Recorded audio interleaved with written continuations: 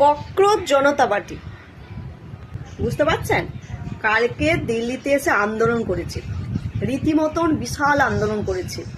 কিন্তু কিছু ইউটিউবার, কিছু ইনফ্লুয়েন্সার যারা ভিডিও করে ছড়িয়ে দিচ্ছে, বলছে কিনা 22 জন এসেছে, বুঝতে পারলেন? কিন্তু কথাটা হচ্ছে, আমি তো ভিডিও দেখলাম, ফটোগুলোও দেখলাম, সেখানে প্রচুর প্রচুর লোক এসেছে।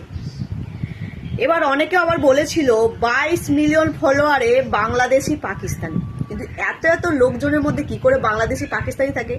এসআইআর হওয়ার ফলে বাংলাদেশিদেরকে তো এমনি পালিয়ে যেতে হচ্ছে, তারা কি এই আন্দোলনে ঢুকতে পারবে পাকিস্তান থেকে, বাংলাদেশ থেকে এসে? এবার কথাটা হলো, এই যে ইউটিউবার ইনফ্লুয়েন্সাররা এই যে মিথ্যে কথা বলছে, কেন বলছে? কোনো একটা দলকে অন্ধভাবে সাপোর্ট করবে বলে, নাকি অন্য কোনো কারণ আছে, সেটা আমি ঠিক বুঝতে পারলাম না। তবে আমার কথাটা হলো, এই যে ককরোচ জনতা পার্টির মেন কি উদ্দেশ্য জানেন?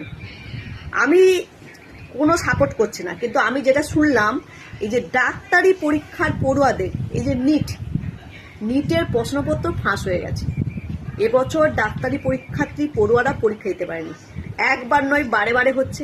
এবার বলুন দেখি, এই যদি ডাক্তারি পরীক্ষার্থীদের প্রশ্নপত্র ফাঁস হয়ে যায়, আমরা যদি এখন কোন একটা রাজনৈতিক দলকে সাপোর্ট করব বলে যদি আমরা একটা কোশ্চেন করি, আমরা যদি কথা না বলি, তাহলে ছাত্রছাত্রীদের ভবিষ্যৎ কি হবে, নিজেদের ছেলে মেয়েদের ভবিষ্যৎ কি হবে? এখন যদি আমরা তাদের পাশে না দাঁড়াই, তাহলে ভবিষ্যতে কি ভালো ডাক্তার ইঞ্জিনিয়ার তৈরি হবে? এসব চুরি করে তৈরি হবে, তাই না? এই হচ্ছে ব্যাপার।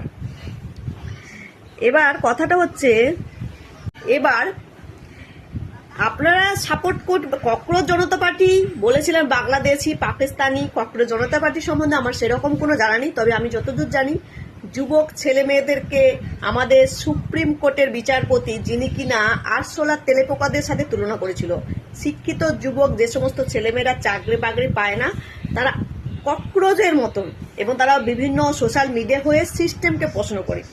তো শিক্ষিত বেকার ছেলে মেয়েদেরকে যদি সরকার চাকরি না দিতে পারে, কোনো কাজকর্ম না দিতে পারে, সেখানে তাদেরকে মানে অবজ্ঞা করে, অবহেলা করে তেলেপোকার সাথে, আরশোলার সাথে তুলনা করেছিল। তাই যুব সমাজ মেনে নেয়নি, আর সেই জন্যই ককরোচ জনতা পার্টি, আম জনতা পার্টির মেম্বার ছিল, ফাউন্ডার হলো অভিজিৎ দীপক, তিনি একটা ইনস্টাগ্রামে পেজ খুলে যার নাম দেয় ককরোচ জনতা পার্টি, এবং সেখানে মিলিয়ন মিলিয়ন ফলোয়ার তৈরি হয়ে যায় কয়েক দিনের মধ্যে, বুঝতে পারছেন? ঘটনাটি সবাই বলছে, বিভিন্ন বাংলাদেশ পাকিস্তান থেকে লোক ফলো করছে, করতেই পারে, তার নিয়ে আমার কোনো মানে নেই, দ্বিমত নেই। তবে তার অ্যাডমিন জানিয়েছে ভারতের লোকই বেশি করেছে, বা মানে বেশিরভাগ সংখ্যকই ভাবছো, এবং সেটাকে দেখিয়েছে, তা নিয়েও আমার কথা নেই। কথাটা হচ্ছে, ওদের যে মূল বক্তব্য, একটা শিক্ষামন্ত্রী থাকাকালীন কিভাবে এরকম নিটের পরীক্ষার প্রশ্নপত্র বারে বারে লিক হয়ে যায়, এই যে এবছর পরীক্ষার্থীরা দিতে পারলো না, এবং প্রশ্নপত্র পেয়ে যদি কেউ ডাক্তারি বা ইঞ্জিনিয়ার হয়, তাহলে কি ডাক্তার ইঞ্জিনিয়ার হবে বলুন? আমি যদি প্রশ্নপত্র পেয়ে যদি পরীক্ষায় পাস করে যাই, তাহলে কি হবে? কোটি কোটি টাকা এক বিজেপি নেতা বিক্রি করে দিয়েছে, সেই নিয়ে কিন্তু কারোর কোনো প্রতিবাদ নেই, সবাই কিন্তু চুপ করে আছে।